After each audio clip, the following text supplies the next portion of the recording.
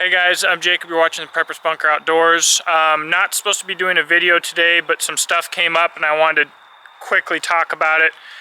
I just came out here to literally get pictures of product for my social media and stuff like that. And I just saw that the FPC Firearms Policy Coalition has joined in on litigation against the state of Texas for their new abortion law. They stated that they are neither for nor against abortion being constitutionally protected. Hold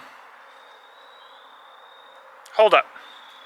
So, and they said that if this right was taken away, it could lead to firearms. It's kind of how they tried to tie it in there, something like that. I'm paraphrasing, I might be wrong, but there they are. So if we don't protect the right to murder innocent people, then we might lose our right to protect ourselves from being murdered.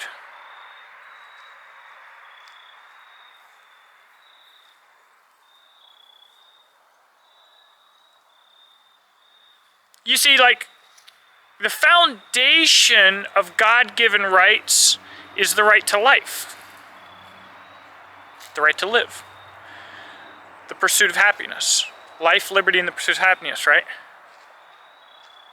Which is why we need the right to freedom of speech and the right to own firearms, etc. That seems to me to directly contradict the right to make another person and then murder it.